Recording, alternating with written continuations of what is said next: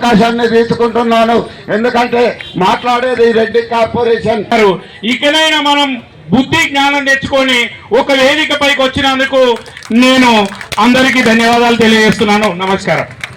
మరి ఈడబ్ల్యూఎస్ రెడ్డిలకును మిగతా సంఘాలు నిరసన దీక్ష చేసినా ఉద్యమం చేసినా దానికి దీనికి తేడా ఏంటంటే మన కులం మొత్తానికి రిజర్వేషన్ ఇవ్వనట్లేదు, ఓన్లీ పేదల కోసమే అడుగుతున్నాం. ఇది మనం గ్రహించాలి. మనం వాళ్ళకు బల్లగుద్ది చెప్పాలి. ఎందుకంటే ఒరే నాయన మా దాంట్లో ఉన్నవానికి కాదురా బాబు, ఈ స్కూల్లో చదవడానికో కాలేజీలో చదవడానికో మేము ఈడబ్ల్యూఎస్ తీసుకోవడానికి, మాకు ఉన్నవానికి వాళ్ళు ఇయ్యరు, మాకు అవసరం లేదు, లేని వాళ్ళ కోసమే మేము కొట్లాడుతున్నాము అనే విధంగా మనం మిగతా వాళ్ళకు కూడా తెలియజేయాలి.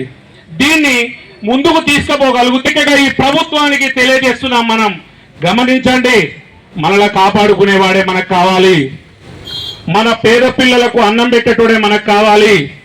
ఇది మాత్రం గ్రహించి రాబోయే కాలంలో మన ఉద్యమ దశ నిర్దేశకంగా దానికి అనుగుణంగా ఉండాలని నేను మీ అందరినీ వేడుకుంటున్నాను.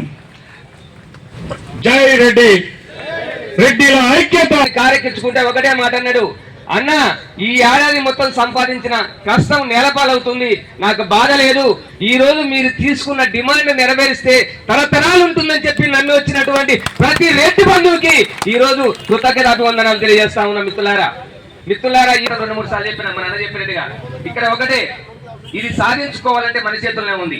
ఇది అగ్నితో సాధ్యం అవుతుంది. విడివిడిగా ఉండి లేదంటే మన రాజ్యం మనదే, ఎంపీటీసీలు మనమే, ఎమ్మెల్యే మనమే, ముఖ్యమంత్రి మనమే అంటే అక్కడ 40కో 40 మందికో 400 మందికో కడుపు నిండు తప్ప ఈ రోజు అట్టడుగున్నటువంటి రెడ్డి వర్గాలు ఈ రోజు కూలికొత్తవా పటేల్ అనే పరిస్థితి దిగజారిపోయినాం. ఊళ్ళో పటేలే కానీ కూలికొత్తవా పటేల్ అని పిలుస్తా ఉన్నారు. మిత్రులను ఒకసారి ఆలోచించండి. వరంగల్ జిల్లాలో మా బంధువులు ఉన్నారు, వెనకాల రెడ్డి పెట్టుకోవడానికి భయపడతా ఉన్నారు. ఇది ఎంతటి దౌర్భాగ్యమైన స్థితి ఒకసారి ఆలోచించండి.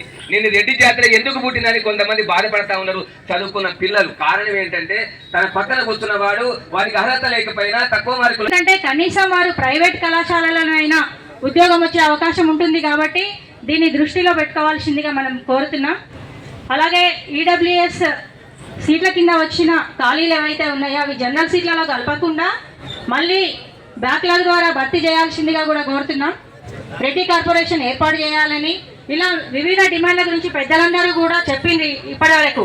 ఎందుకంటే చాలా అనుభవం ఉన్న ఎన్నో ఏళ్ళుగా కొట్లాడుతున్న పెద్దలందరూ ఈ వేదిక మీద ఉన్నారు. దాని గురించి కాదు కానీ నేను ఈ సందర్భంగా ఒక్క విషయం తెలియజేస్తున్నా. మన రెడ్డి బిడ్డలందరికీ కూడా మన తండ్రుల నుంచి తాతల నుంచి తరాల నుంచి ఆస్తులు పాస్తులు ఏమొచ్చాయో తెలియదు, కానీ మన